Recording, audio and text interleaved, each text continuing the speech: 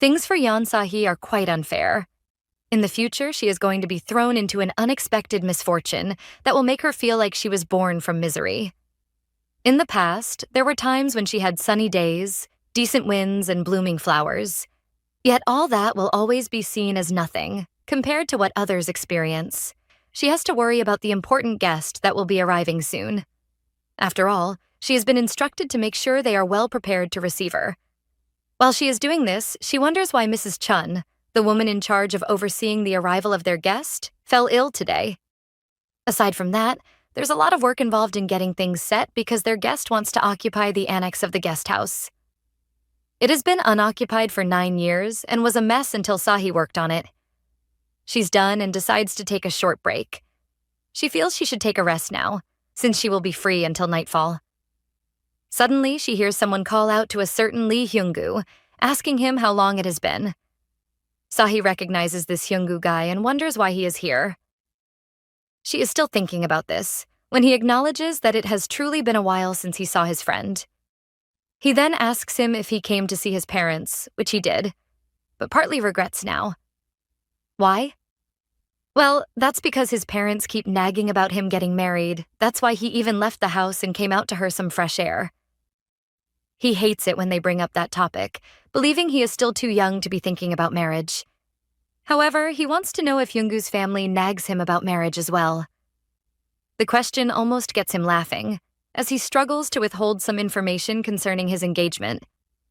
Information that an eavesdropping Sahee is curious to hear, as well as the guy he is conversing with. Finally, he spills, confessing that he feels he might be marrying Sahee. This information hits her hard, almost causing her to fall off, as the other guy asks Hyung-gu if he is dating Sahee. According to him, they are not dating yet, but their families have been discussing about them getting married. From his facial expressions, he looks like he supports his family's idea. Even his friend is in support, stating that if word of this gets out to their former classmates, it will drop jaws. That's because Sahee was so beautiful that she was the first love of most guys in the area. He wants to know if she is still as pretty, a fact Hyung-gu confirms, before adding that she is crippled now. He believes that she has nothing aside from her looks. His mother isn't even in support of the union, and the other guy can see why.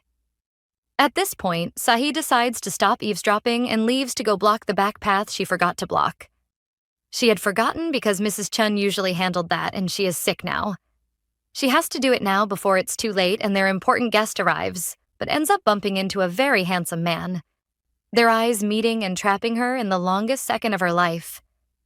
At least until those creeps keep talking about her, ending the moment. When they revisit the fact that she is crippled, the handsome guy has a look at her legs, still focusing on them when he hears that her only issue is her ankle. Everything else is good, and Hyung-gu hopes to have her soon and tell his friend how things went later. Sahee is obviously annoyed by the discussion, acting like she isn't bothered, when her ankle acts up and she trips right in front of the handsome stranger. It's quite embarrassing and gets even more embarrassing when he swoops in and saves her. He still has her in hand when he asks if she is the one the men are talking about, but Sahee just breaks free from his hold. Before leaving, however, she bows, politely, announces her exit, and just leaves to block the back path like she initially wanted to. Once she is done with that, she goes to see her grandmother at the Yeonghwadang guest house's main building. On getting there, she tells her she came in response to her call, and her grandmother introduces her to a much younger woman named Min Yojin. Apparently, she is from some place called Jungmoon Enterprises. This lady is their important guest, so Sahee greets her respectfully, before introducing herself and stating that she'll be assisting her. Throughout the introduction, their guest monitors her closely, waiting for her to finish, before asking if she is the granddaughter the old lady was referring to. She isn't, in fact, the person they had discussed earlier is Mrs. Chun, who is the second child, while Sahee is the first. She tells Yojin about Mrs. Chun's illness and repeats that Sahee will be taking her place for a while. Surprisingly, their guest ignores all the details and emphasizes on how pretty her substitute aide is. According to her, she is so beautiful that she can't take the old lady's comments about a certain CEO Jung seriously. On hearing this, the mood in the room changes with Sahee's grandmother clearly feeling uneasy, but tries to hide that feeling with a fake smile. Along with it, she wards off the praises by claiming her little girl is from the countryside and cannot compete with the good looks of a CEO. She is desperate to change the topic as quickly as possible, so she sends Sahee to get some tea. The obedient young lady heads out as she has been instructed. On her way out, she figures out that something is wrong because of the pot of tea on the table and her grandmother's uneasy look. She realizes that the old lady probably wants to show off someone else and plans to make sure she doesn't interfere with that. While she is outside the room, she eavesdrops, listening to the claims that she is not in the best condition, but is skilled with her hands. She also hears when Yeojin is assured that she will not be inconvenienced when she is assisting her. The younger lady replies in a concerned tone, her pity for Sahee and how she knows a good doctor she can be referred to. Her grandmother, who is still acting concerned, claims to like the idea, before stepping out to address Sahee. While outside, she reverts to her true colors, roughly handling the poor girl's pretty face when she questions her for wearing makeup to welcome their important guest. She helps her clean off her makeup, as she reminds her that her privilege to live at the guest house comes from a certain family they are favoring. She just wants Sahee to assist Yeojin until Mrs. Chun is back and demands that she exhibit proper behavior until then. For now, since it's time for dinner, the annex of the building will be unoccupied, so she orders her to ensure their rooms are comfortable while they are out. As her grandmother leaves, Sahee pats herself on the back for being right about her needing to be careful around their guest. With that in mind, she plans to do her best to avoid bothering Yeojin and intends to keep a distance, even if she hasn't demanded it yet. She is so lost in thought at the moment that she ends up walking in on the handsome guest from earlier while he is dressing. For a second after entering, she is stunned by the man's frame, before realizing what she has done and apologizing for walking in on him. She decides to take her leave, feeling down that she has made a mistake. She scolds herself for not being careful enough because it's dinner time. She knows she should have checked before walking in, but assumes she is okay, since the man didn't seem pissed by her intrusion. Well, she feels that way until she notices the large shadow she is trapped in, and he asks her to come in. She is obviously reluctant to do so, but ends up obeying. Luckily for her, this time he is fully dressed, allowing her to be free enough to apologize to him for her rudeness. He agrees with her that walking into a room without knocking is rude. In her defense, she claims she had heard everyone went for dinner and apologizes again. The man just assures her there is no need for her to apologize as he makes his way to the door. Once more, Sahee is trapped for a very long few seconds, feeling nervous as she asks herself why this man is staring at her. He is almost at the door when he pauses, intending to say something to her, but gets interrupted by one of his staff. The man, while addressing him as CEO Jung Taeon, informs him that the preparations for the video conference as well as their meeting with headquarters have been completed. He requests that they leave now, giving Sahee the opportunity she needs to escape this. However, when she announces her intention to leave, CEO Jung Taeon instructs her to bring dinner to his room, after which he leaves. It's been a very hectic night for her, leading to a sunny morning that Yeojin starts with prayers. While she is praying, she focuses on the company and Taeon, but the man in question is busy working while she is at it. When she notices this, she calls him, ordering him to come and offer prayers like she is doing. She warns him to listen to her because she is his mother. Still, he refuses to listen. She then decides to try reasoning with him and starts by claiming to understand why he is unhappy about everything. She knows he is pissed because he was forced to come all the way out here as soon as he got to Korea, but she emphasizes that there was nothing she could do about it, since it was the chairman's decision. Despite this, she wants him to consider this as his first break in a long time and isn't done addressing the matter when Sahee shows up. She intends to come in, but even before she does, Taeon recognizes her voice. As soon as she steps in with the cold water Yeojin requested, their eyes meet, making her feel uncomfortable, as she believes he is watching her again. Regardless, she ignores the stare, addressing his mother, who starts interrogating her all of a sudden. She knows the girl's name, but is curious about her age. On hearing that she is 28 years old, her curiosity increases, prompting her to ask Sahee if she has a boyfriend. She replies that she doesn't, so Yeojin wants to know why, especially since she is around the qualified dating age. It doesn't take Sahee too long to find the best way to kill the topic, which is to confess she isn't interested in stuff like that now. Surprisingly, Yeojin supports her excuse, praising her for being pretty and young.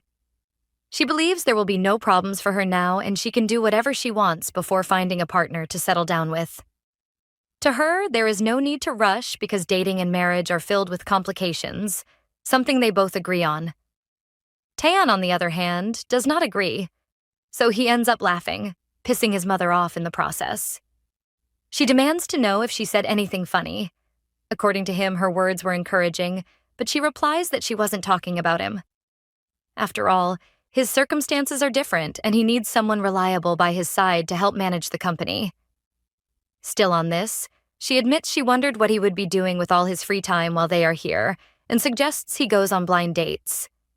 She plans to set up those dates but doesn't even notice the staring contest between her boy and Sahee.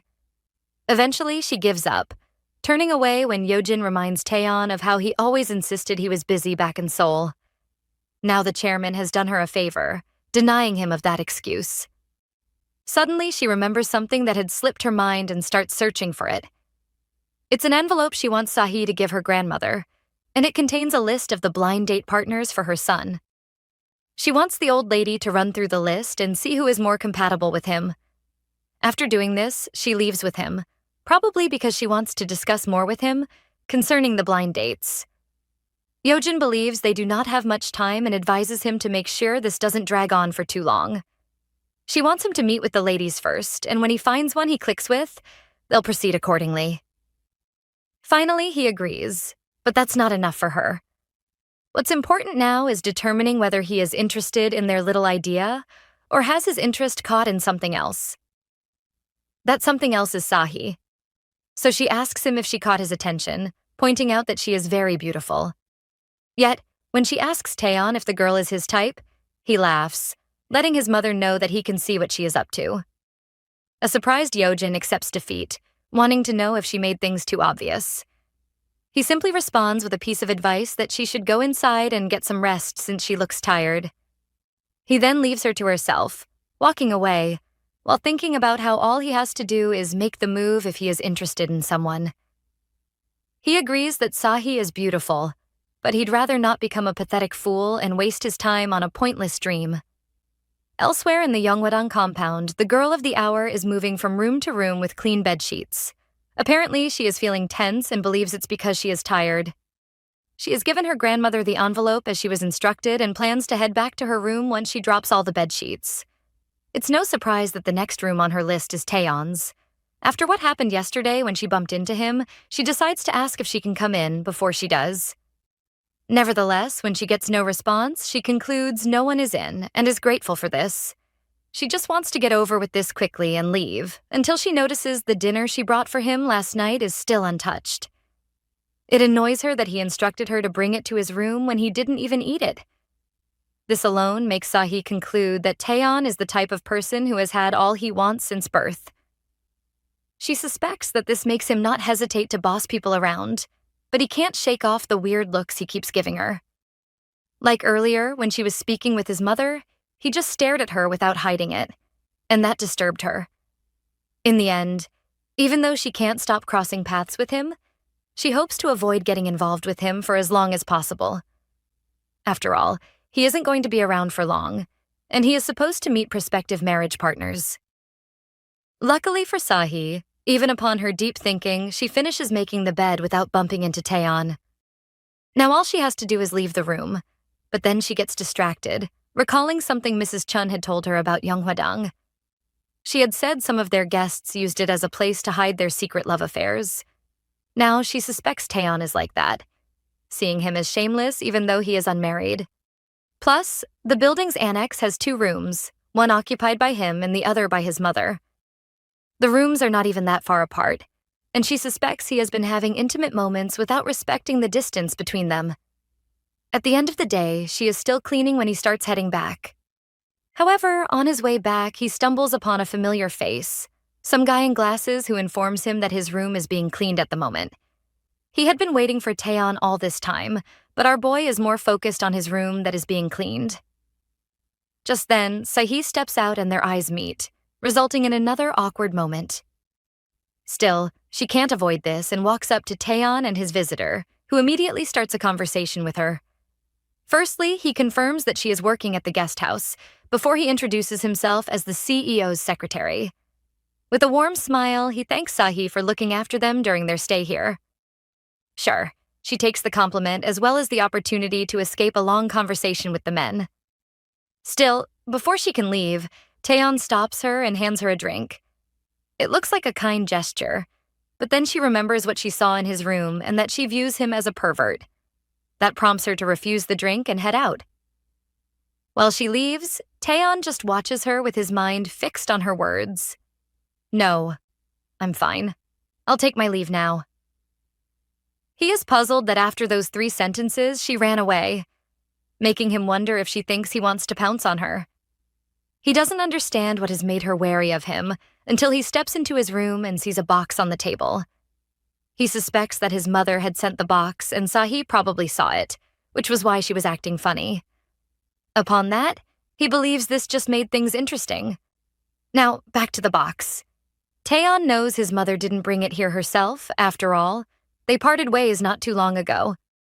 He suspects she sent Secretary Kim to handle it, but he acts ignorant. The poor guy eventually breaks, and his body expressions of uneasiness eventually betray him. In the end, Taeon doesn't really scold him. He just wishes he was more discreet next time he is carrying out his mother's will. The secretary apologizes, but Taeon suggests he forget about it before he slumps on a chair, looking frustrated. Because of his change in mood, Kim suspects something is wrong. He wants to know if something happened between this guy and his mother, but even he doesn't know. All he knows is that she is on edge. Because of his response, Secretary Kim admits that he is also frustrated, so he understands how Mrs. Yeojin is feeling. Taeon is now interested in knowing what he is frustrated about. He confesses that he is stressed because they are cornering his boss and protecting a man named Jung Taeon, who is already done for. This man who they are talking about is Taeon's older cousin who was given a position in their company's construction group by the chairman. At first, it looked like things were going great for him, until the embezzlement of 8 billion won that stemmed from his misconduct. His poor ability to cloak his corruption gave Taeon the opportunity he was waiting for to cut his cousin down. Unfortunately for him, the chairman stepped in and protected the corrupt one. He constantly protects this man, and he is only doing it to keep Taeon in check. He is sure Chairman Jung isn't planning to simply hand over the company to him, and he is ready to take it by force. His plans to do so have not been revealed yet, but for now, he questions Secretary Kim about the spring basketball game opening in 2 weeks. He is informed that his information is right on point, and that the club already sent them an invitation. He intends to look into this matter, believing things should settle nicely in about 2 weeks. Even if they don't, he wasn't the one who came up with the idea in the first place and feels the chairman would understand. Later in the day, Sahee is resting, as she reminisces on what happened earlier on with Taeon. Looking back, she wishes she just accepted the drink and wasn't unnecessarily cold to him. She is still thinking about him when she looks up to the sky and prays for Mrs. Chun's quick recovery.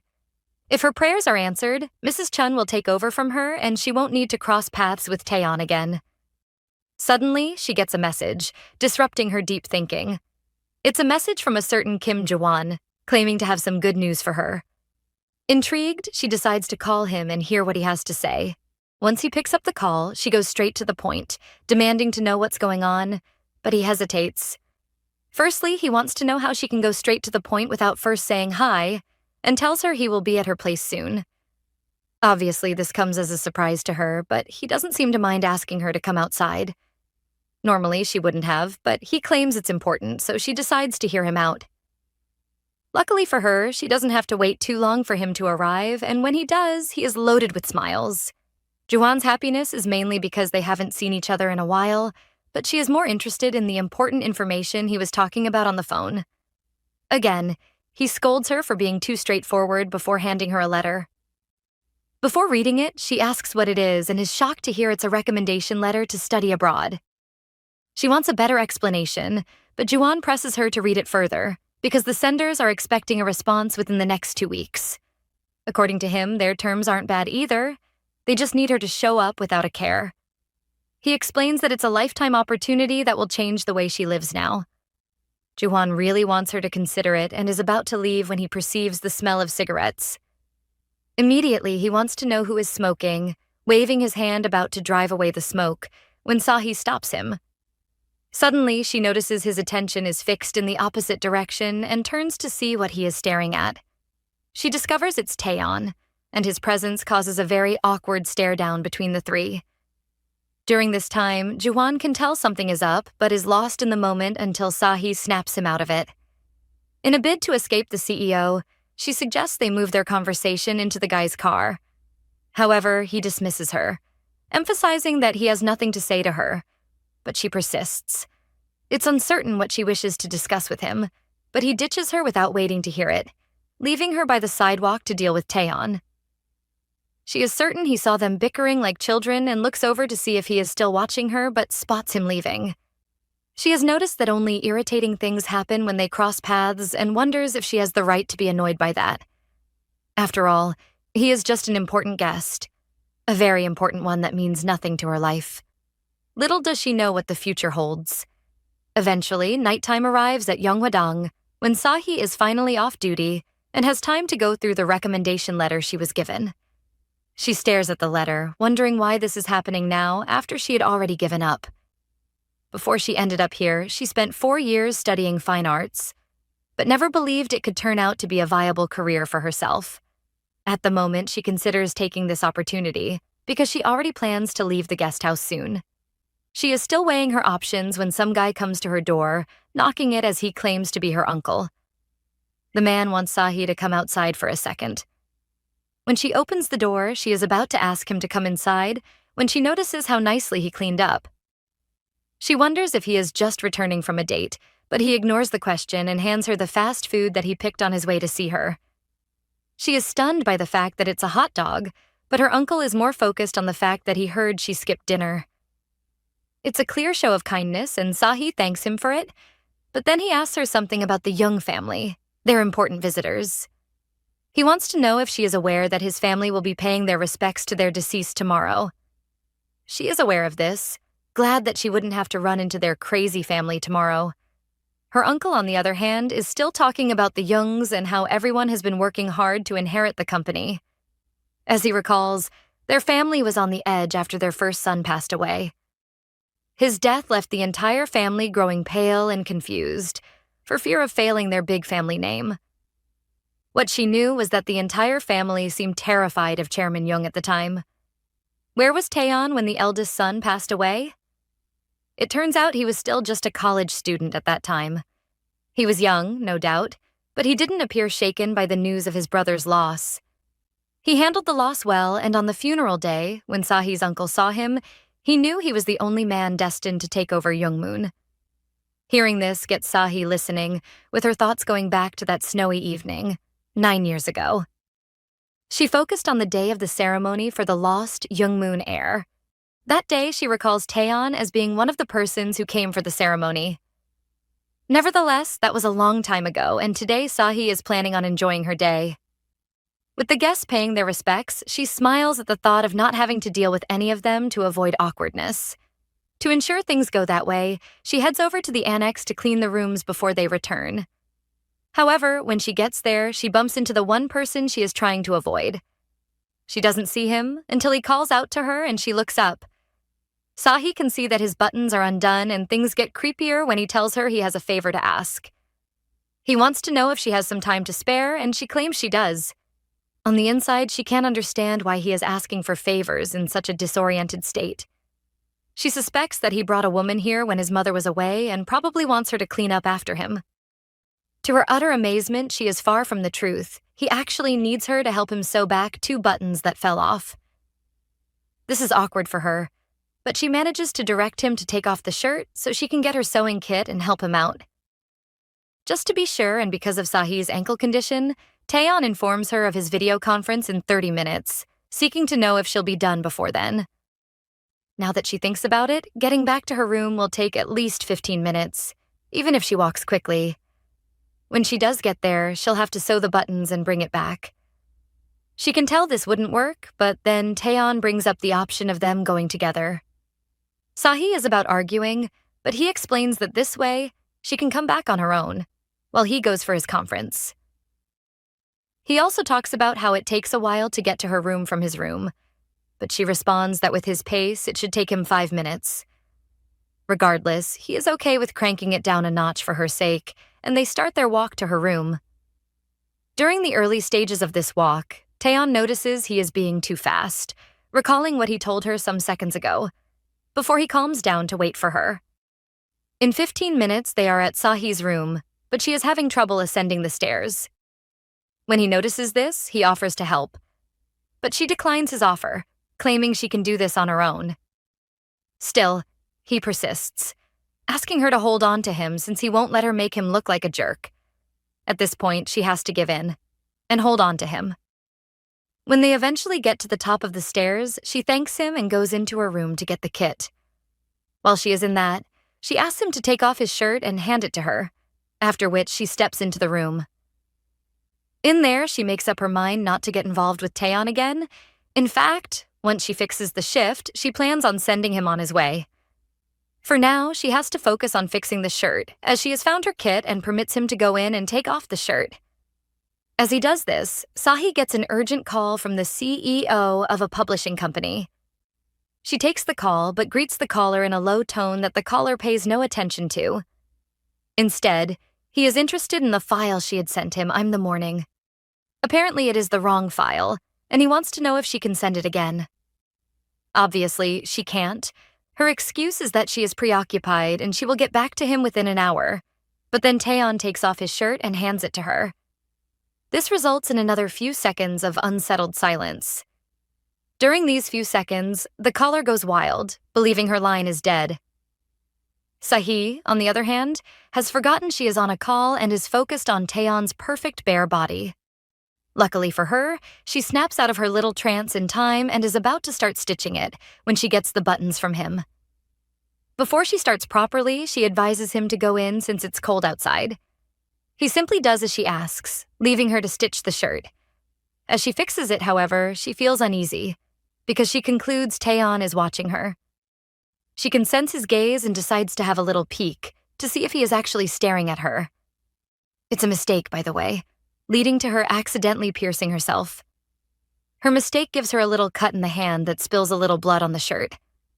Now she starts to panic, fearing that her stain on the shirt has jeopardized his meeting. She concludes he doesn't have that many shirts and is about to break the news to him when he asks if she is done. Yes, she is. But then there's the issue of the accidental stain that he doesn't pay much attention to. Instead, he wants to know if Sahee has a job.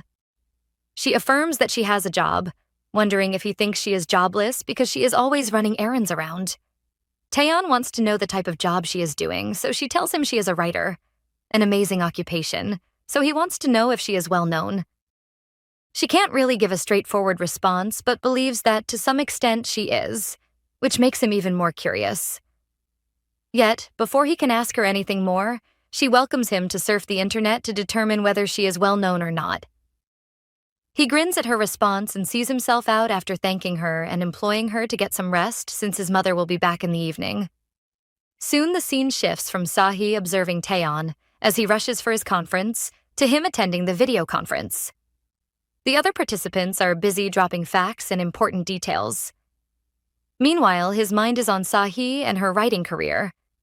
He decides to pick up his phone and search for her. She is indeed a novelist, as she had claimed, and her book, Cotton Dust, shocks him so hard that he has to react. Upon his reaction, Secretary Kim gets curious, wanting to know if there is a problem. Taeon replies that there isn't, but in truth his reaction was caused by one of the kiddies' books Sahee wrote. With the way he is smiling, he'll probably bring this up later, even though she might have forgotten they discussed something like this. Currently, with the Jungs away, she is enjoying some sweet old peace and quiet in Yeonghwadang. It's almost like some dream until Lee Hyung-gu shows up and interrupts it. He came to see her with a bouquet in hand and a cheeky smile, seeking to know where she was. He's probably expecting a return smile, but instead she ignores him, wounding his pride. Despite her cold response, Hyung-gu refuses to back down, demanding to know why she is ignoring him. She simply continues with the cold vibe she is giving and advises him to do what he came here to do and leave. He replies that he came here to see her and hands over the bouquet to her. He also claims to understand that she is busy, so he goes straight to the point and asks her to marry. After his proposal comes a cry for help explanation of his feelings. Meanwhile, Sahee goes quiet. She remembers all he had said about her a few days ago and asks him how much she is worth. Yoongu didn't see this coming and didn't even look interested in the question when Sahee clarified. She explains that she is asking him how much she is worth or how much he wants to pay for her, but he doesn't respond. This gets her even more curious to know why he is putting up a show like he is a different person. With nothing to say, Yoongu relies on the fact that Sahee's grandmother said he is a good fit, but she retorts with the suggestion that he marry her grandmother if that's the case. Those words pierce him deeply, so he takes the poor girl by the arm and asks her how long she plans on pretending to be someone important. She agrees that she is a nobody, but that's not enough reason for her to marry him. He is nothing to her but a short and ugly former classmate, and he refuses to accept that, forcing her somewhere else.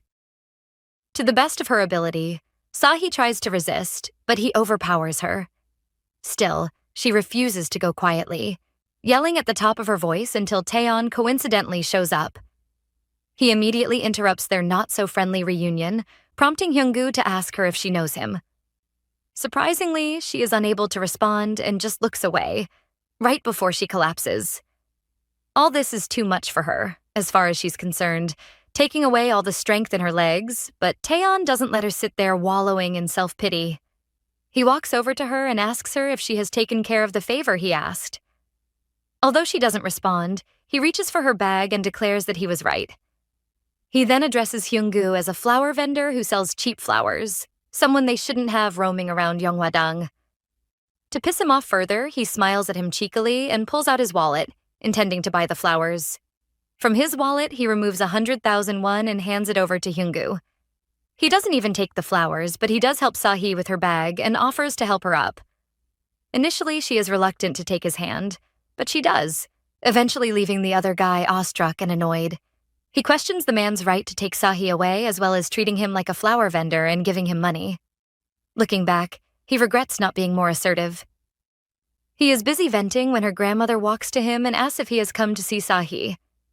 He tells her that he is about to leave since Sahee seems busy, but she is curious to know if the young lady hasn't opened her heart to him yet. Yoongu assures her it's fine and he will try harder, showing his face around her more often, but she refuses. Her reason is that there is an important guest at the guest house, so he should limit the way he comes around. She feels it would be wise if he arranges a meeting with Sahee elsewhere, but all he can think about is the important guest and how he might be the guy who insulted him earlier. He knows that man is the CEO of Young Moon Constructions, Jung Taeon, but he says nothing about their encounter to the old lady. He just takes her advice that young people should spend time outside for their feelings to grow. After all, she wasn't trying to tell him not to come around totally, but just for the moment. When she is done, he claims to understand, having this evil smile on his face as he leaves. Because of what happened, he feels Sahee is materialistic, but consoles himself with the belief that she will amount to nothing but a mistress to Taeon. Sure, he has a new unknown enemy, but at the moment he is leading Sahee back to her quarters. Upon arrival, he lets go of her and she thanks him for having her back earlier. Instead of replying with the usual, "You're welcome," he states that he has noticed there are many men around her. He has seen that there is one who tells her he loves her and another who wants to marry her. He perceives she would have to explain these men to someone she is dating, if she was in a relationship. Although she isn't romantically attached to Taeon, she explains to him that the guy with the flowers was just being stubborn and the one from earlier, Juwon, is a college classmate. She adds that he is playful, which is why saying "I love you" is something he can do easily. In truth, it means nothing to him. Suddenly, she realizes she doesn't have to explain anything to him, as whether or not she is messing around doesn't concern him. She thanks him again for earlier and intends to leave once he hands her her things. For some reason, he hesitates, and then he asks her if she needs help with Yoongu, but she wants to know why he wants to help her. According to Taeon, he wants to help for his benefit as well. He came here to relax and clear his head and didn't want anything interfering with that. If anything that will interrupt that rest arises, he will be in a tough spot. That being said, he permits Sahee to say she is dating him when next Hyunggu bothers her. He senses that saying they're close wouldn't be bad for her, and when it gets inconvenient, she can just say they broke up. It's a really generous offer, but she refuses. She assures him she will ensure she doesn't inconvenience him again, so he doesn't have to worry. She is about to leave after the bold speech, but Taeon stops her again, reminding her of her bag. She then tells him he can have it, as it's just rice cake. Later on, after a night shower, he checks the bag to confirm its contents. To his shock, it's not rice cake, but taffy. He finds this interesting, wondering if the rice cake's transformed or something. Since the Sahee is the granddaughter of a famous shaman, he then declares that it is sweet, but it's not bad, and it's unclear whether he is talking about the taffy or Sahee, but he is certain she played some kind of trick on him. Also, within Yeonghwadang's walls, poor, sick Mrs. Chun gets a visit from her replacement. She asks the young lady about the honey rice cakes she was to bring for her from the market, seeing as she brought something else. Sahee, who is very much ashamed of herself, tries to act natural, claiming she tried to make a replica of the dessert Mrs. Chun served her a while back. She just stares at the not-so-edible-looking meal and tags Sahee as a person who can draw well but can't cook. She eventually has a bite, even though she is not impressed that the young lady is blaming her failed cooking on the fact that she had trouble bringing the food to her. She then promises to get Mrs. Chun honey rice cakes tomorrow and regrets leaving the one she got today with Taeon. Had she known, she would have taken it when he returned it to her. She is really feeling bad now, but her sick colleague assures her it's okay. She knows about her leg condition and how walking to the market would be hard for her, so she wants her to forget about it. She is yet to say more when she notices her clothes are soiled and asks about them, but Sahee tries to avoid the question. Mrs. Chun lets it slide. Nevertheless, she warns her to be more careful and wants to know if she is hurt anywhere else or needs to go to the hospital. Her concern brings smiles to our girl's face because she is so overprotective of her that she wants to be more worried about her and advises her to get some rest, as a mother would. Before she lets her go, she admonishes her to be more careful and lets her know that she cannot get enough sleep because of her. In return, Sahee gleefully assures her she would do just that, right before she leaves. On her way to her quarters, she reminisces on her time with Mrs. Chun, specifically her constant nagging that she barely escaped. As usual, the older lady kept going on and on over nothing. She occupies Sahee's mind until she gets home to meet the rice cakes she gave Taeon at her doorstep. She wonders if he left it here for her, and remembers that he permitted her to claim they were dating. Why is she thinking about this at this hour? She doesn't know, but it looks like Sahee and Taeon are starting to like each other. In the end, it looks like Sahee is feeling it more, as she wasn't able to get any sleep until morning. It's all because of the memories of what happened yesterday, but she has work to do at the annex. She'll eventually have to go handle that, but she prays she doesn't bump into him in the process. Her wish is next to impossible, leaving her to ponder on what to do. Eventually, she summons up the courage to go to the annex, but peeps before walking in. This is just so she can confirm if there are people there or not.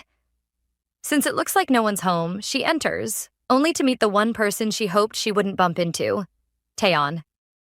He doesn't see her at first because he is busy with his golfing kit, but she says hello, announcing her presence only to get a nod in return. She is offended by the shallow response and can't tell whether he acknowledged her greeting or not. To prevent herself from getting even more pissed off, she leaves and goes to attend to his mother. Still, he says nothing to her.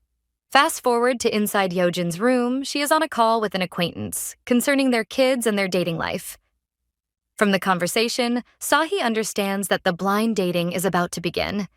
Nevertheless, she minds her business and continues with her job, while Yeojin continues her conversation. Soon, she and the caller are discussing how their kids' feelings for each other would need to be mutual for them to get married. At the moment, it's very unlikely that this will happen, but she admits it'll be fun if it did, and she would love for them to be in-laws.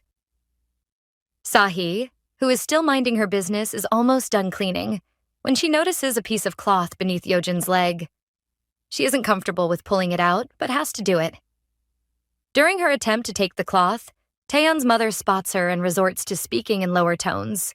But when Sahee is done cleaning, she puts the call on hold to give her a thumbs up. However, when she returns to her call, she tells the caller that the cleaning lady just left. Those words definitely hurt poor Sahee, but she ignores them. On stepping out of the room, she notices that the skies cleared up while she was working, right before she notices Taeyeon staring at her. To him, she bows politely and leaves, intending to hurry back to her room since she is tired. As if it'll be that easy. Her plans end up coming to a pause when Taeyeon purposely hits a golf ball past her.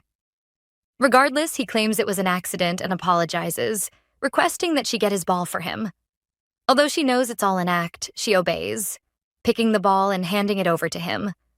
She then bows again, intending to leave, when once more the ball drops at her feet. This time, she doesn't need him to tell her to pick it up. She just does. She is now certain that he is doing this on purpose, but the annoying smile on his face makes her wonder if he has lost his mind. He asks her if she enjoyed the rice cakes.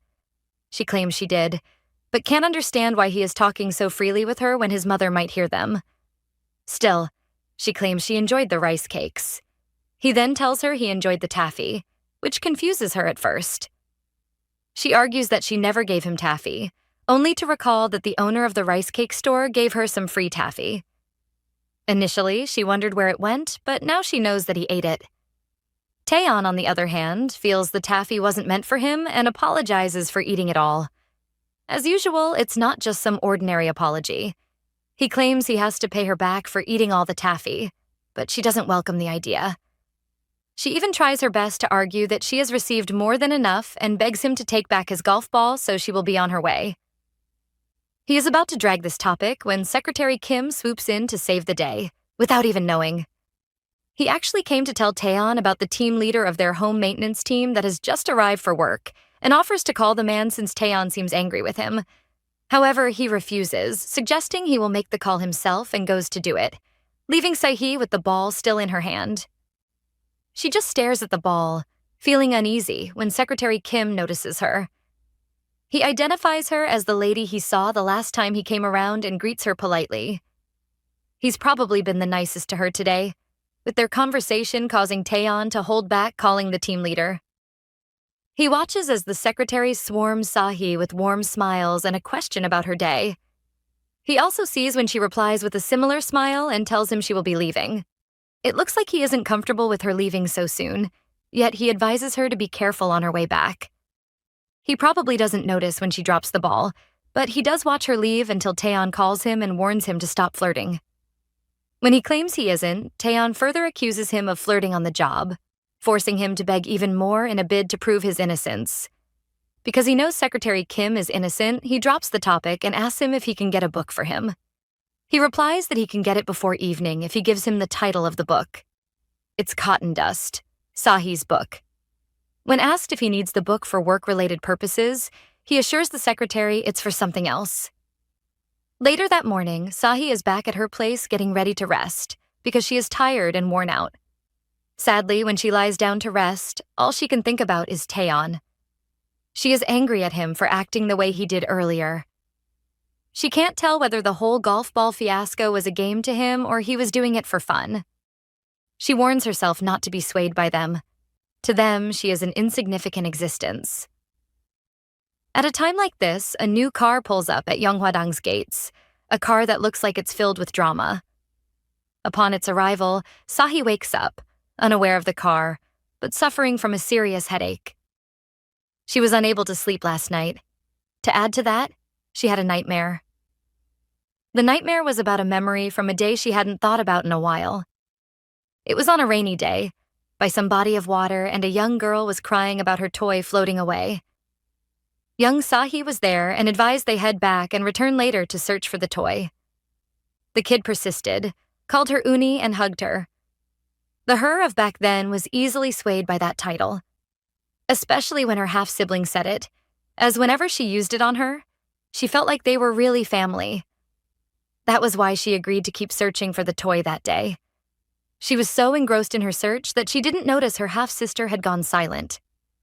The water current was strong, and she was sure the toy had drifted away, But little did she know their coming there had nothing to do with the toy.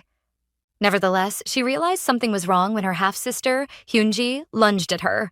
Back to the present day. She worries that she might be getting sick and can't understand why she suddenly had that nightmare until she hears a familiar voice call her grandmother. Talk about nightmares in the flesh as Sahee watches Hyunji reunite with their grandmother. She looks like the exact opposite of our girl, like she had a better life. Unfortunately, Sahee didn't know Hyunji was to return today, and remembers that in that memory, she tried to push her into the water. She claimed that her mother said their family would do fine without her, and their family would finally be happy. It makes sense now. The reason why her grandmother belittled her before Yeojin on day 1 was so that Hyunji would get Taeon and not her. Her mother had a tough choice to make on the day of the accident. It's either Sahee, the child of the man who abandoned her, who was being loaded into the ambulance, or the child who was born into the happy family she always dreamed of. However, the choice is never hers because Mother can't afford to lose the happiness she has craved over the years, so she just has to forgive Hyunji again, even when Mother boasts about her not having any proof that pins Hyunji down. "At least you're alive," Mother says in a heart-wrenching voice, as if Sahee should be thankful to Hyunji for sparing her life because she didn't leave and still helped her when her ankle was wedged between those rocks. Mother still insists on forgiving Hyunji because despite how hard it might be for her to walk, being alive is definitely all that matters, even if she's somewhere between living and dying. Weeks later, Sahee decides to pay her mother's happy family a visit and finds Hyunji whining about how she has to stay in the small quarters that feel like a haunted house because Grandma is trying to punish her. Her mother's new husband seems slightly happy to see Sahee because it's been a while since they last saw her, and she has dedicated all her time to working very hard at Yeonghwadang. He asks that she have dinner with them as a family, and Mother reluctantly agrees with her husband, but Sahee knows that she'd never be accepted fully in this household, so she declines the offer. Grandma knows that if Hyunji continues staying in the small quarters, she'll keep running into Sahee, so she makes her promise she won't cause any more trouble because that's the only way she'd let her off the hook. Hyunji looks so excited about staying in the main temple, but there's just one little problem. There's a special guest Grandma is hosting at the temple, so if she makes the slightest trouble, Grandma won't hesitate to kick her out. Uncle Bang remembers that he forgot to give Sahee some information because he got distracted by Hyunji and her family, so he runs after her. He informs her that she'll no longer need to work at the annex anymore, starting tomorrow, and Sahee is somewhat relieved. Maybe because if she doesn't have to go to the annex anymore, her chances of running into that guy will now be very low. God does show his kindness after. She's so glad that one of her frustrating problems has been removed, so now she can focus on all the rest. The following day, it really does look like Mrs. Chun has fully recovered, just like Uncle Bang told her. So all she has to do now is assist Mrs. Chun in preparing the meals. It seems like hearing about Hyunji and her family's visit pushed Mrs. Chun out of her illness into a recovery room because she knows that Hyunji's family never visit unless they have a mess to clean up or a favor to ask for. She definitely stuck her ears to the wall when she was sick and let Sahee know that Hyunji's engagement was even called off, and Uncle Bang suddenly steps into the conversation. It seems he was eavesdropping. "What? Why would she do that?" Uncle Bang blurts out in shock, because why would they suddenly call off the engagement after their endless bragging about Hyunji's marriage to the son and heir of the esteemed Jungyeon Enterprises? They can only wait to find out during today's family meal because they're very sure that Hyunji's parents will ask grandmother for her help in this mess. During the meal, Hyunji's father mentions how glad he is to see every member of the Yeonghwadang family gathered together after all these years, and grandmother, his mother-in-law, also agrees with him. She asks how he has been dealing with the news of Hyunji's engagement being called off, but he seems okay with it as Hyunji is still quite a young woman, so she'll definitely find some even better. He even states that Hyunji isn't the type to give up easily in situations like this, and she agrees as she tells grandmother that marrying the heir of Jungyeon Enterprises would have even been a loss on her side, so she's definitely glad that she has the time to recover and relax from such a toxic relationship. However, grandmother isn't convinced by all their pep talk, and even reminds Hyunji that this isn't the time to relax, because she has to start making a living for herself. But her father insists on taking care of Hyunji's needs. Grandmother is furious. this doesn't seem to sit well with her because why does her son-in-law still feel the need to provide and cater for an adult like Hyunji? Speaking of always coming to grandmother when they need a favor, Hyunji's father brings up a business proposal.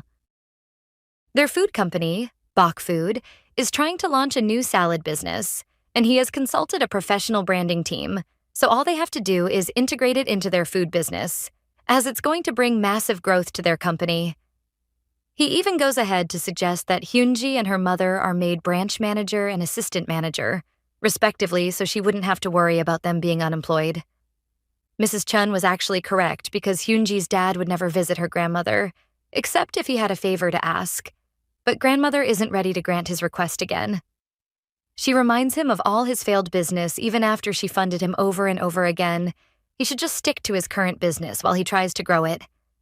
It's either Hyunji works at her mother's factory or gets into ballet again like she used to.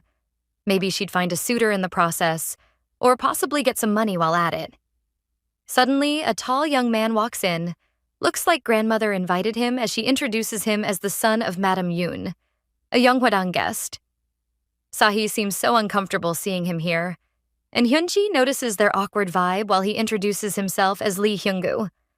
Meanwhile, the man Sahee has been avoiding has noticed that she no longer comes around because they assigned someone new to do the cleaning and food delivery around here. It seems he's really missing her. He can only wonder where she went.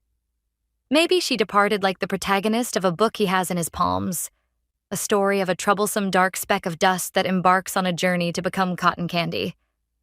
Turns out the story was, in fact, written by Yeon Sahee. If truly she was this speck of dust, she would be like a golf ball swung far away, just like the many inconveniences of life. His feelings for her might be unpleasant, but it doesn't mean that it doesn't exist in his heart.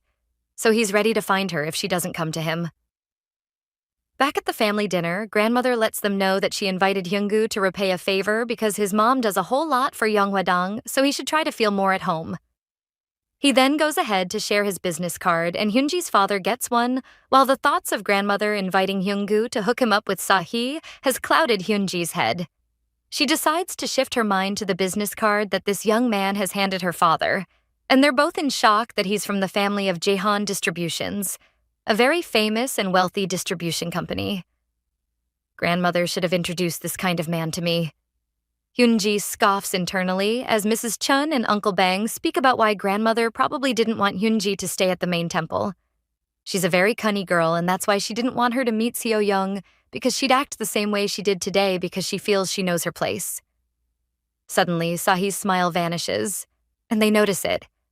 They know she's quite uncomfortable because of Hyunji and her family, so she should probably go to Seoul if it feels too hard for her to cope. Uncle Bang even offers to buy her a ticket while Mrs. Chun promises to put in a good word for her when she speaks to grandmother, and her face suddenly lights up because of how much care and love they're willing to show her. But she lets them know that she's actually okay with staying here. Later that evening, Sahee is outside sketching and writing a story for one of her books when she hears a cat meowing. She sees the lonely kitten and feels pity for it and hurries to get a blanket because it looks cold. She's back and can't find the kitty, but this tall, handsome man standing right in front of her, it's the man she has been avoiding, so she doesn't look so pleased seeing him instead of the cat. He asks if she quit her job because he hasn't been seeing her around, and she asks if he needs something from her. Maybe that's why he's been in search of her. If he tells her, will she be willing to do anything he asks? Those were the questions he bombarded her with. But she assured him that even though what he asks is above her abilities, she'll make sure to find someone to fulfill it. He then instructs her to sit down, but Sahee is worried about what he has to tell her, while he wonders if she has trouble putting her butt on the floor. He cites some cans of soju that she's been having and asks if by any chance she feels cold, especially with the way she's been hugging the blanket that she initially brought for the kitten, but she's just bothered about why he keeps acting this way. He leans over to ask if she doesn't truly know why he's acting this way, and she still remains unshaken. But she might break soon because of how close he's getting. Her phone rings like it's been sent to save her from this man's deadly stare as he tells her to go ahead and pick it up. Turns out to be her classmate from uni. She's asking Sahee if she has considered the document she sent her earlier because it's such a good opportunity that she wouldn't want to miss. She tells her friend that she'd think about it, but she lets her know that thinking about it is a waste of time because there's no one else like this oppa. and she wouldn't want to miss this opportunity. Trust her. Her friend tells her that calling her like this brings back memories of when their class would come together and work till late in the night, although Sahee and Minjae still share a workspace. This man is getting fed up with Sahee's never-ending conversations, and he immediately asks her to hang up. Before Sahee can blink twice, he takes the phone from her and hangs up. Sahee is in total disbelief as she stares at him in confusion. He grabs her by the hand and asks her to spend the night with him. Should she be grateful for this man's straightforwardness or for his honesty? For hitting the nail hard on the head and not prolonging this thing any longer? However, she can't be an easy fish to catch. He has to play the game of teasing and baiting until she submits under him, so she gives a very blunt no to his request. He's curious as to why any woman would reject him, but Sahee definitely knows her worth. Sweet-talking her wouldn't have made her bulge, so she snatches her phone and tells him it's time she takes her leave because he has nothing to say to her as she slams the door. The following day, Sahee feels so dizzy and sick. Maybe she caught a cold last night, or it's simply fatigue from all the stress she's been through, but she just has to quickly assist with the meal preparations like always, and then she'll have some rest. She opens the temple gate to an unpleasant sight. It's Lee Hyung-gu, her former suitor, who lost interest in her once he met Hyun-ji, and he immediately tells her that he isn't here for her, and she isn't surprised at all. She somewhat feels happy that his attention has diverted from her to her stepsister, so she immediately ignores him while Hyun-ji runs up to him with so much excitement that she hasn't seen him in years. Hyun-ji seems like she's trying to rub it in Sahee's face that she can get any man she wants, but Sahee doesn't seem affected by it, because she never liked Hyung-gu in the first place. While Hyun-ji is busy blabbing about all the sweet things that her oppa is doing already, Mrs. Chun calls out for Sahee like she's in some form of distress.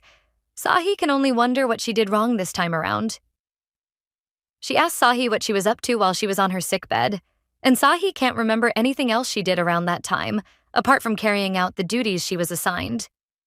She goes further to state that CEO Jung, the man Sahee has been avoiding and hates running into for any reason, wants to have his meal at the annex. He usually eats his food at the annex. Well, there's one little catch. He asked Mrs. Chun to come with Sahee because he wants to eat with her. And since she doesn't know what has been going on with them, she's somewhat worried that Sahee must have committed a crime. On their way to the annex, Mrs. Chun tells her that he mentioned something about Sahee having to repay a debt, and he doesn't expect her to believe him because why on earth will Yeon Sahee owe him when they have no close relation? But Sahee remains silent. Mrs. Chun alerts the CEO that they're about to come in as they find him sitting in such a comfortable position while waiting for his bride's arrival, and he looks quite delighted to see Sahee. The CEO commends Mrs. Chun when he sees how delicious everything looks, and Sahee continues dilly-dallying by the food cart just to avoid eye contact with him. But her luck runs out because he notices what she's trying to do, so he quickly calls her over to come to sit at the table with him. Mrs. Chun just couldn't hide her surprised gaze, but the CEO was quite uncomfortable with that. So he asked if she was planning to stand here and stare at them all day, so she quickly realized herself. She asks when she should bring in dessert, but the CEO tells her they won't be needing that as he fixates a sultry gaze on Sahee. Why doesn't this man want to take no for an answer? Why does he think he can get any woman he wants? Even after a firm no, he still thinks he has a chance with her, and a frown unconsciously builds up on her face as she just can't help but wonder why a man can be this stubborn. Jung notices the frown on her face and goes ahead to tell her that he didn't think having a meal with her could be this difficult, as he even noticed that she shares a strong bond with the lady that just left. Sahee still maintains her firm no, as a sarcastic smile forms on his face because to him, that no meant chase me, make me want you, and I'm not an easy nut to crack. Sahee just can't believe her ears. This man is quite unbelievable and so extra. She goes ahead to sarcastically ask if he wants her to take off her clothes and stretch herself in bed, just to please him. To her surprise, he buys the idea of taking off her clothes since she suggested it first, and in an attempt to get away from his close gaze, she falls on the bed. Well, since she has willingly decided to grace the bed, she might as well completely do the honors of taking off her clothes as he leans over. Sahee definitely needs saving from this psychopath. She feels a sudden wave of dizziness as her face becomes red and sweaty because the fever from earlier is kicking in as he notices how red her face has become. She can't lose consciousness before this man, who knows what he'd do with her unconscious body. So she tries to stay strong while Jung starts panicking slightly and decides to call his secretary to bring some medications. This man is making Sahee so confused. The other day, he said he wanted to get down with her just once. So does that mean all he wants is her body? Why then is he acting so concerned for her health? Why is he sending mixed signals and trying to lead her on? With all these thoughts running through her head, she falls unconscious.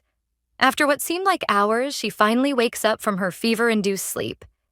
He tries to help her get up, but she's just too weak, so he hands her a glass of water and some tablets. While taking the tabs, she notices a cold washcloth. He must have used that on her to help reduce the fever, as he suggests that she should go to the hospital to see a doctor or stay in his room till the fever dies down. She wants to leave now. She still has the opportunity to walk out of here with both legs, so he offers to walk her to her own side of the quarters. She's scared of the madam seeing both of them together alone. What is she going to think about this? Just when you speak of the devil he appears, they see the madam on their way, and Sahee is really bothered that she begs him to hide her because she can't afford anyone seeing him with her. Lucky for her, Mrs. Chun stops the madam along the way. She decides to take a walk with Mrs. Chun as she complains about how she hardly gets to see her son's face these days because he's always working while Sahee and the CEO are hiding in the bushes as they eavesdrop on their conversation. His mother asks Mrs. Chun to bring in some desserts for Jung because the traditional pastry she made today tastes so good, and she's sure he'd love to have some. Sahee notices she's too close to the CEO's chest. As he teases her about her fever dying down, he suddenly blurts out that he's going to kiss her, and without wasting a second, their lips quickly interlock as she tries to step away from the kiss. When they're still making out in hiding, she remembers that the madam has gone inside the room now so she can actually leave, but the CEO isn't ready to let go just yet. During their kiss, he noted that this might actually be her first time, especially from the way she found it hard to breathe while they were kissing, but Sahee wasn't interested in anything and just wanted to go. He begins teasing her by trying to fit his hands into her mouth to determine if it was her first time or not, but Sahee bites his fingers, and he immediately continues his good work on her lips. They continue their initial trip to Sahee's side of the quarters, and he tells her to hold on to his arm, but Sahee refuses. But this psychopath isn't ready to take no for an answer. He tells her that if she isn't ready to hold on to him, he'll definitely hold on to her instead. But she basically fears that someone might see them together like that and start spreading rumors. Luckily, the small quarters are quite nearby and nobody really comes around here. She immediately requests that he leave immediately after they get to the quarters, but he is still quite concerned about her health and hammers that she should remember to take her medications. He gives her a forehead kiss that immediately throws her heart off balance as she quickly runs inside. Why does this man like messing with her feelings? She blames herself for even letting him kiss her when they were in hiding. CEO Jung goes back into his quarters as he reminisces on how Sahee was just here a few moments ago. He goes in to take a shower as he paints a picture in his mind of all the things he was willing to do to Sahee if only her fever didn't start. He steps out of the shower and remembers the first day that he set his eyes on Sahee. It was a cold, snowy night, and there seemed to be a traffic jam at the temple. His secretary decided to give him a tour of the area while they were seated in the car as she let him know that the house which his gaze was fixed upon was a shaman's house in Yeonghwadang. Mother comes in to drag him out of his thoughts as he wonders what must have brought her into his room. But she goes ahead to ask him what the special occasion is since it's just evening, and he has already had a night bath. Maybe his clothes were quite uncomfortable. Well, she definitely has no time to waste. So she asks that they go straight to business as she places a photo before him. It's a young lady named Jisoo. It seems his mother is still on her mission of trying to match him with somebody. The chairman of the Hansen group would be pleased if he heard that he's dating Jisoo, so being with her would be very good for business, especially since she took the pains of flying down to Korea just to see him. Mother also mentions to him that Jisoo said he was her first love, but the CEO doesn't like little girls. Mother insists on him entertaining her for now until it's safe to let go again. She also makes sure to remind him to keep his rude side in hiding until after the date so he doesn't scare her away. Meanwhile, in the kitchen, Sahee is still feeling so sick that she wishes that she could just open up and tell them that she's sick, so she could get some fresh air. She could even get sicker with the deadly gaze Mrs. Chun is giving at her back. She quickly tells them she needs some air, and the other kitchen lady grants her some space. She's outside, finally getting some well-deserved air, when she suddenly sees the CEO with his secretary. The secretary inquires if she works in the kitchen too, and comments that she is a woman of many talents. I'm sure he thought that something went down between her and the CEO. Mrs. Chun comes out to the back and sees her with the CEO, and she's shocked as she wonders what could possibly be going on between them. She invites him in and informs him about the spicy dried green radish soup she made today. She bows her head while waiting for an answer. She elbows Sahee to remind her to take a bow, and the CEO can only wonder why she hasn't gone to the hospital yet. She tells him that she did actually take the pills, so she'll be fine. He's somewhat relieved as he asks if she has had dinner, and she says she will have dinner soon, but he doesn't believe her, so Mrs. Chun cuts in to tell him that they'll have dinner immediately after they're through with servings. He then grabs her phone as Sahee wonders what this psychopath is up to again. He unlocks the phone with her face and inputs a number where she'd send proof of what she ate. This man is just trying to make sure Sahee has his number, so he should stop pretending. He reminds Mrs. Chun that Ms. Yeon is definitely not the only one working here, yet she does the chores of 1,000 people. Her health is important and expensive, so they should just actually consider giving her a break. Fear is written all over Mrs. Chun's face as she tries to stop Sahee from going further with this man, but Sahee doesn't know how to tell her that it isn't what she thinks. Why can't she tell her? Just why can't she? Meanwhile, at dinner, the CEO can't take his eyes off his phone as he's waiting for the text from Sahee, and his mother is simply furious as to why he can't take his mind off his phone and focus on dinner. Seeing how calm Secretary Kim looks, it's definitely not about work. She hopes he doesn't have a woman he's interested in. Noticing the tension, Secretary Kim decides to break the ice by asking if he should call for dessert, and she decides to use that avenue to play smart. She commends how kind and thoughtful Secretary Kim is, so her girlfriend must definitely be pleased and happy with him. But Secretary Kim is slightly embarrassed as he lets her know that he doesn't have a girlfriend. She then offers to give him one as she mentions Hyunji, the second daughter of this household. Secretary Kim knows Hyunji and even goes ahead to tell her that he heard that she has a boyfriend, and he even saw them kissing passionately in front of the building. She giggles and mentions that she could have recommended the eldest daughter, which is Sahee, if not for her leg injury, as she even goes ahead to ask Young what he thinks of the match. He slams his hands on the table as he tells her that he doesn't know if they'd be a good match or not, especially since she and Secretary Kim are of a different league's class. Secretary Kim gets emotional as he reminds the CEO of how hardworking he has been for him, making sure to devote his time and energy to his work. But after 7 years of working with him, he hasn't developed even the kindest spot for him, and still goes ahead to tell him the meanest things. Mother agrees that Young is being too mean to Secretary Kim and reminds him that he shouldn't be mean to those close to him. Still at dinner, Young receives a message from what seems to be Sahee's number. Sahee is relieved that she has sent him the number, so she should actually go ahead with her chores, but she receives a quick reply from him, asking if she's asleep because he's coming over right now. Sahee is startled because she really doesn't want to see him now, so she turns off the lights, hoping he'll turn back if he senses that she might be asleep. But luck wasn't on her side because he saw her turn off the lights, so he called her phone and even sent a text to let her know that he was outside already. She refused to reply to his texts, so he went ahead to call her, and luckily she picked up. He asks if she feels better now, and he knows that she didn't turn off her lights to sleep. She's not so good at lying. He apologizes for being mad at her earlier today, but Sahee can't even understand why he feels the need to apologize. And he even proceeds to her door pleading to see her face. But Sahee doesn't give a reply, so he tells her he'll leave the pills at the front door for her as they try to decide who should end the call first. Sahee is fed up with all his fake acts of kindness. She has to try her best not to let his actions sway her, but she feels her fever rising up again. So she remembers that he kept the pills outside for her.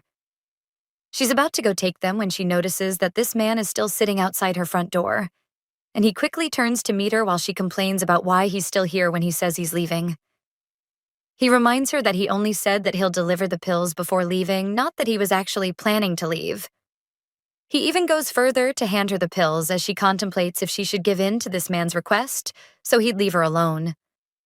It's something she'll just have to endure for a short while and something she'd probably forget as long as they don't get caught. She instructs that he should only come at night, but he also wants to be able to see and speak to her during the day too. But she knows that it's just a fling that should start and end right here in her room. He finally decides to leave as he thinks about what "come only at night" implies. She definitely doesn't know what she's up for. He bumps into his mother, who's asking where he's coming from, while he lies about how he just took a walk and proceeds to ask what she's doing outside too. She tells him that she just felt stuffy after the call from his father about that embezzlement case that he uncovered, as she has been informed that the police will no longer investigate Taejun, who committed the crime, and Central Director Kang Munju will be investigated instead. He doesn't look surprised, which makes his mother ask if he knew about all this already. But it's nothing surprising to him because he already suspected that his father is trying to give the chairman of the board of directors to Taejun. Mother tells him to focus on getting. It turns out to be the CEO checking in on her to make sure she's fine, especially after last night's stress. And he also wants to know if she'll be making breakfast, but it's just dinner she has to make for today. He's also going to make sure to call later in the day just to make sure she answers. Later that day, she cannot help but anticipate what time his call is going to come in. But her phone buzzes with a message from Mrs. Chun telling her not to come help them make dinner tonight. She then gets a call from her friend, the same one that called the other day. Jung asked her to end the call, and he was still furious about how she ended the call that day. She also didn't pick up his calls or even reply to his messages, which made him very worried about her well-being. He lets her know that they're planning an alumni meeting with their classmates from high school, and she should consider coming this year because she's always the only one that is absent. She has been at Yeonghwadang for so long now, and she can't even remember when last she left here. She has no intentions of coming to the gathering either, so she just agrees so she could get him off the line. He's surprised that she agreed to come and tries to hide his shock so she won't change her mind. He offers to come pick her up, but she asks him not to stress himself because heading up to Seoul with all the stress will be the best thing to help her clear her thoughts right now. Jung didn't end up calling her again because he got caught up with so much work that he ended his night in frustration. The following day, Sahee is still upset that he said he'd call her back when he never really meant it. Well, she has to deliver the honey rice cakes he got her to Mrs. Chun. She'll need it more than she does. She sees Hyunji with Hyunggu again, and the rumors about them getting closer are actually true. So she has to leave before they see her. But Hyunggu catches a quick glimpse of her. She tries to ignore him, but he demands at least a hi from her, especially since they were once classmates, and might even become family soon. He teases her about how well things are going with the CEO, and she tries to act like she doesn't know what he's talking about. But he even goes further to tell her that getting her hopes up will only hurt her own feelings. Men in his class usually date women they can't marry, and he'll only date her and then marry someone else. Hurting her feelings is only possible when the other party is a charming prince on a white horse. But that man's behavior is similar to that of a villain, so she'd definitely not get attached. She teases him about getting his eyes checked because he doesn't know what he's talking about, and he gets furious. Later that day, she tried to focus on her writing and drawing and stopped waiting for a call that would never come. She should be used to men like Jung by now. She remembers what Hyunggu said, and she already knew how men like him behave. She just felt he'd be a little different. She falls to the ground as she tries to think lightly about the situation at hand as she hears Jung ask if she's through with her work. He picks up her sketchbook to see what she's been up to while he was away, while she tries to stop him from seeing the contents of that book. He finds a sketch of him on the first page, especially his designer watch, and he concludes that she might possibly want the watch as he tries to fit it on her, but it's just too big for her wrist. He proceeds to tell her to keep the wristwatch as payment for her drawing. Back at his quarters, Secretary Kim informs him about the pro opening game and if he's still willing to attend the event in Seoul or whether he should cancel, for he is absent-minded. He's still staring at the sketch she made for him, but later catches up with Secretary Kim's train of thought as he agrees to go back to Seoul only for the game. Mrs. Chun, Uncle Bang, and Sahee are discussing whether Sahee has agreed to meet up with her secondary school classmate because he really seems to like her. She couldn't wrap her head around how they were talking about rice cakes a few minutes ago to now talking about this. They even heard that the rice cakes were from a very popular restaurant that even appeared on TV. They must have really liked her then. However, he seems very clueless because Sahee doesn't like rice cakes apart from the ones made in Yeonghwadang, and they were so delicious that she ate an entire pack and even served some to those at the annex. Sahee is shocked. What if Jung finds out that she rejected the rice cakes? That picky eater of a CEO even cleared his plates and has never done that whenever dessert is served. Sahee can only wonder if he's mad at her, especially how he went to such lengths to get her those rice cakes. But she gave them to someone else. She suddenly receives a text from him asking if he could visit her tonight for something serious. Back in her room, she goes through their alumni group chat to see what's been going on. She finds out that everyone is so excited that she's finally coming for the reunion this year, while others seem to believe that she's actually going to come. She honestly wasn't avoiding any of her classmates. She had just been stuck in Yeonghwadang for quite a while, and she had forgotten how to communicate with the outside world. She actually has to give Juwon a reply soon about the offer of studying abroad. She's torn between going to study abroad or continuously wallowing in this pit hole. If the offer had come a while back, her bags would already have been packed and ready to go. But now that she has started developing feelings for the CEO, this has become quite a tough decision for her.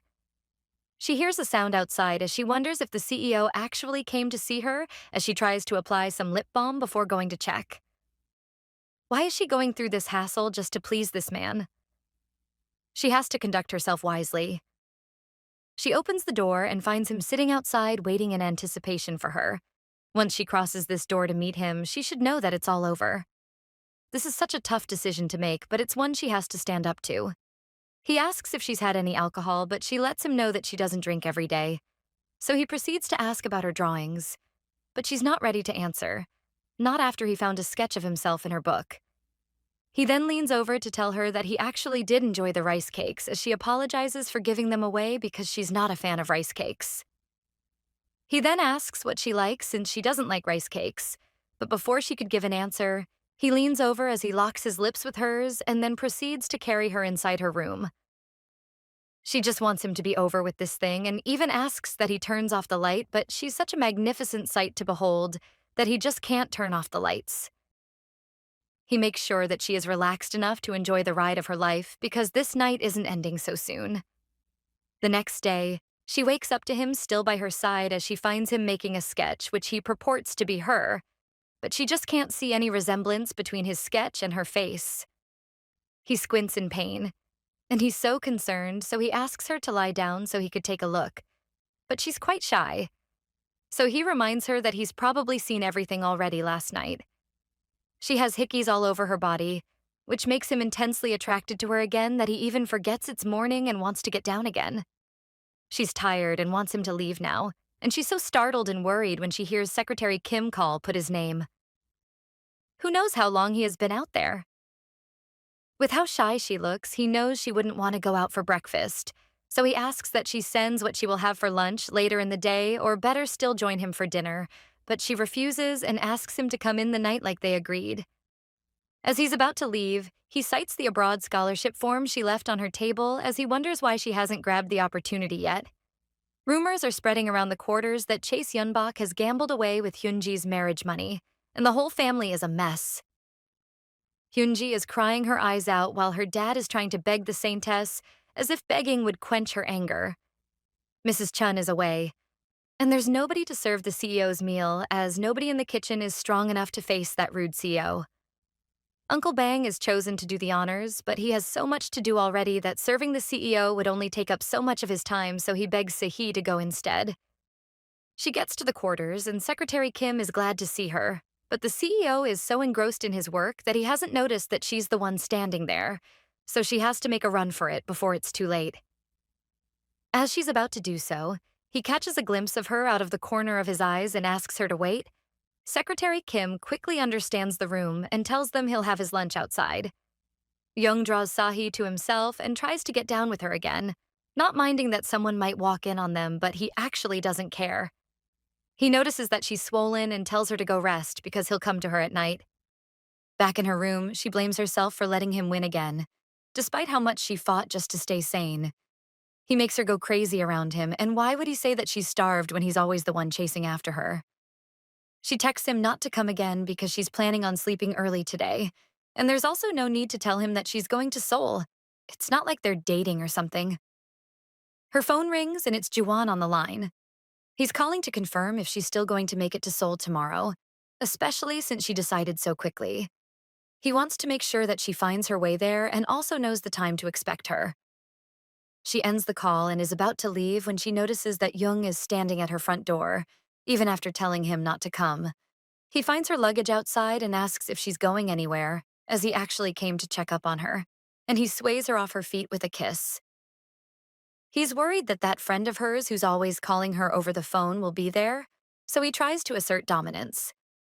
They get down again, and the next morning he asks her to get some rest before going to Seoul. Jung's mother is surprised because of how he suddenly showed up in Seoul without any prior notice, but she's still glad he did because Jisoo fly into the country soon. Mother asks if he took out his time to read the documents that she gave him, but Jung has little or no interest in this matter, and it hurts his mother that sometimes he's painfully like his father. And this is very unpleasant for her. When Sahee got out of bed, she couldn't find her luggage as she had a strong hunch that Jung had taken it, so she decided to call him up and find out. It turns out that he actually took the luggage with him. Maybe he was trying to lessen her load, or probably get her to come see him at the hotel he has asked Secretary Kim to book under his name. As they head out, Secretary Kim appreciates how the flowers have bloomed and turned Yeonghwadang into a very beautiful place. Meanwhile, the CEO reminiscences on how the first time he came to Yeonghwadang was so snowy.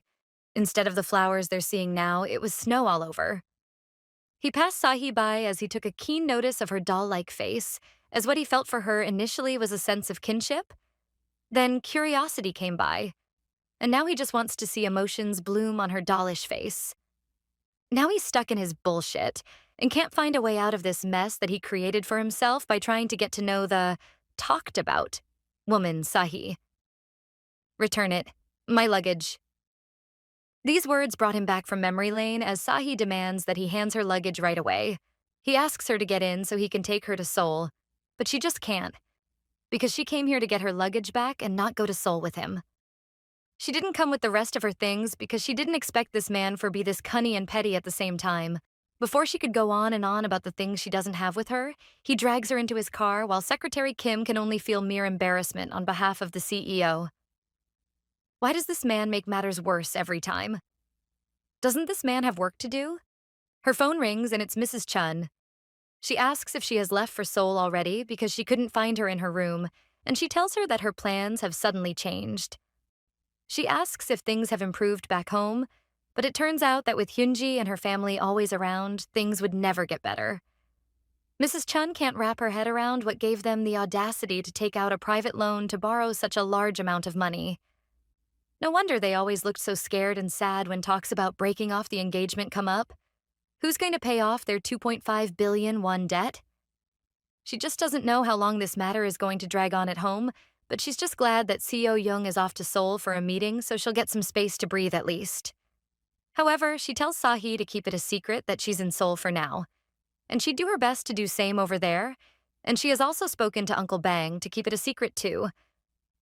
After her call, she tells Secretary Kim to drop her off at a hotel that's between Gangnam and Yangjae Station, but Secretary Kim knows he can't do that without the CEO's instructions. He even sees their interlocked hands through the rear mirror and can only wonder what exactly is going on between these two. The CEO tells her that he already booked a hotel for her where she could rest. But why did he go through the hassle of doing that for her? Maybe because he knows she's going to come back tonight, drunk and wasted, so she needs to gain energy for all of tonight's stress. She asks if he doesn't have any business to handle, but seems like she has no choice. They get to the hotel and Secretary Kim offers to bring their luggage in, so they should go in first. Everyone in the hotel is on their feet as they keep greeting the CEO and making sure everything is to his taste. She should have expected this. A man who commands attention and draws respect wherever he goes, and being next to him would draw attention to herself. But definitely not in a good way. He asks if he's walking too fast. or if she's uncomfortable with everything around her, but she tells him that she's all right. He really needed to know if she's all right because she can get angry with him in the slightest second. But this man is so skilled at making her mad, so it's not her fault. He asks when she has to leave, and if it's not so soon, then she should rest for a while before she leaves. They get to the 15th floor, and she decides to start unpacking, but he offers to help her unpack her things, but she stops him as she insists she'll do it herself. Sahee is still very worried about her feelings for the CEO, but she should just be hopeful since nothing bad has happened yet. Since it's still bright outside, she'd wait for a while before she leaves, so she goes out to seat with the CEO. However, the CEO has been concerned about how many men will be available at Sahee's alumni gathering because his feelings for her are building up every day. She lets him know that they'd be expecting at least 6 men, and he even goes further to ask how many of them are interested in her. And Sahee is surprised by such questions that he's asking. She's about to get up and leave when he draws her back and places her on his lap while he sinks his head into her chest. He notices that she's already so wet and she's too embarrassed, so she looks away.